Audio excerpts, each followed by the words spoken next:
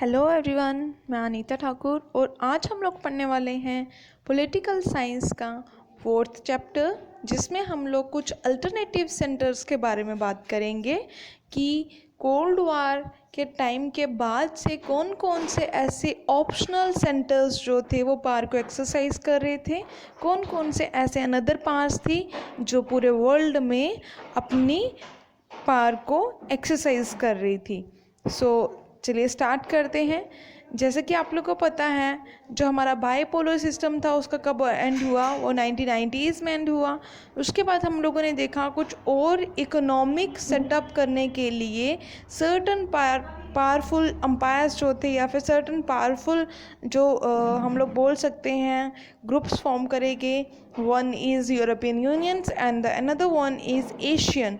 ठीक है, जो क्या कर रही थी, पूरे वर्ल्ड लेवल पर अपनी ग्रुप्स को बढ़ा रही थी। चलिए अब हम लोग डिस्कस करते हैं इसके बारे में। सबसे पहले हम लोग डिस्कस करेंगे यूरोपियन यूनियंस के बारे में।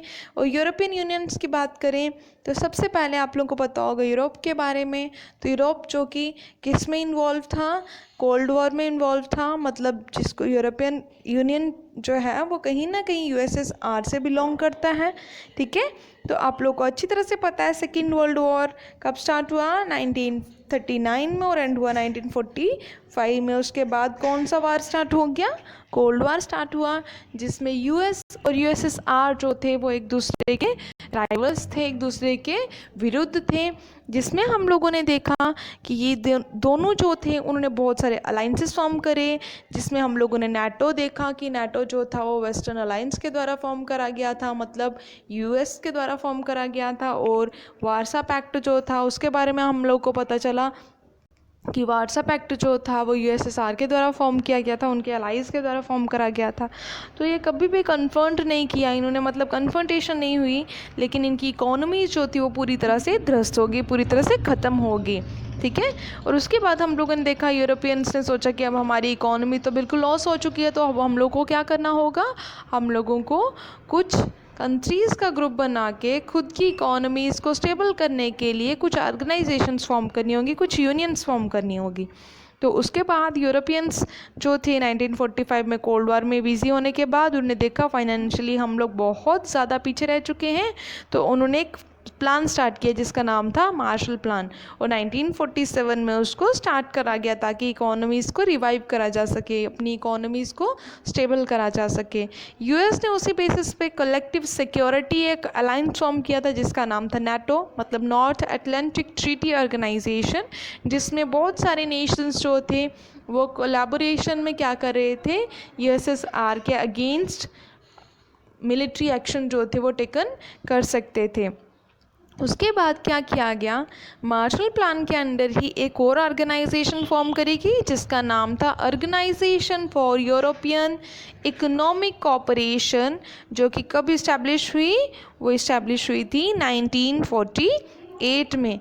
उसमें ये इस ऑर्गेनाइजेशन का मोटिव था कि जितने भी वेस्ट यूरोपियन स्टेट्स हैं उनको एड प्रोवाइड करनी, उनको असिस्टेंस प्रोवाइड करना कि वो सभी क्या करें, कोऑपरेट करें, जिससे कि हम लोग वेस्टर्न यूरोपियन स्टेट्स जो हैं वो एक दूसरे के साथ ट्रेड कर सकें और इकोनॉमिक जितने भी इश्यूज़ हैं उनको डिस्कस कर सकें। फिर उसके बाद क्या किया गया, 1949 में एक काउंसिल फॉर्म करी गई, यूरोपियन काउंसिल जिसको कहा जाता है। 1949 में उसको इस्टेब्लिश करा गया ताकि कुछ और स्टेप्स लिए जाएं ताकि हम लोग पॉलिटिकली भी कोऑपरेट कर सकें जितने भी यूरोपियन नेशंस हैं। उसके बाद देखा गया कुछ और प्रोसेसेस भी देखी गई जिससे कि इकोनॉमिक इंटीग्रेशन जो है वो बढ़ सके, मतलब कैपिटलिस्ट कंट्रीज़ जो थी वो स्टेप बाय स्टेप क्या हो रही थी, अपने आप को फॉर्म कर रही थी, फॉर्मेशन उनकी स्टार्ट हो चुकी थी। यूरोपियन इकोनॉमिक कम्युनिटी जो थी वो 1947 में स्टार्ट करेगी। तो अब उन प्रोसेस से हम लोगों को ये पता चल रहा था कि पॉलिटिकली यहाँ पर बहुत सारे अलग अलग तरह की अल्टरनेटिव्स जो हैं वो यहाँ पर क्रिएट करे जा रहे हैं ताकि यूरोपियन पार्लियामेंट को क्रिएट करा जा सके।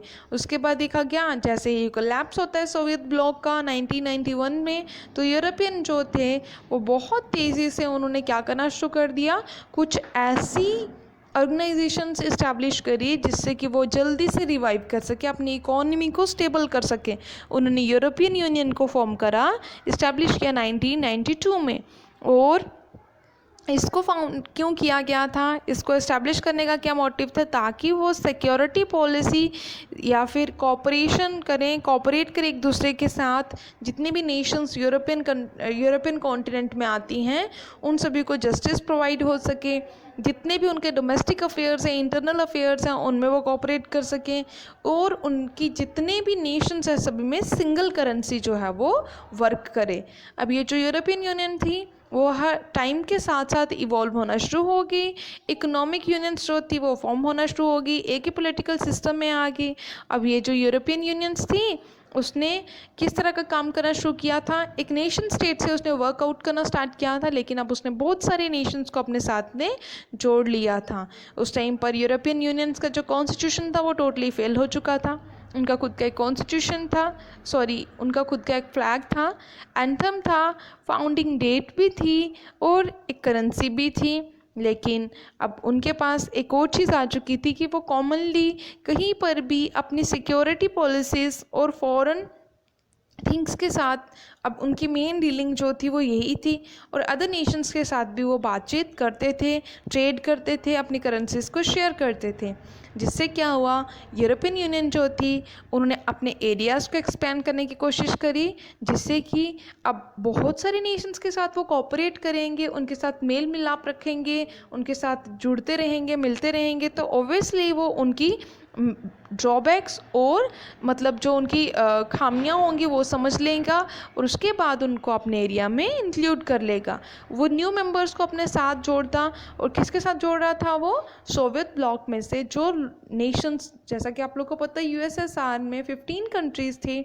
जैसे ही वो टूटा और ये सभी 15 कंट्रीज़ जो थी वो अलग अलग होगी, उन सभी 15 कंट्रीज़ को उन्होंने दोबारा से यूरोपियन यूनियंस में मिला दिया।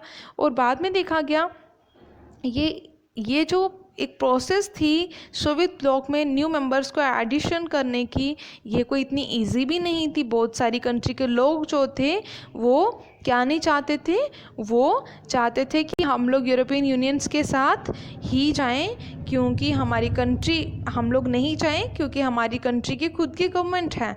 और अब ये जो यूरोपियन यूनियंस थी वो क्या करी थी, न्यू कंट्रीज़ को कुछ ऑफर्स प्रोवाइड करी थी। उनको बोल रही थी हम आपको रिजर्वेशंस देंगे, आपको अलग अलग तरह के प्रॉफिट्स देंगे।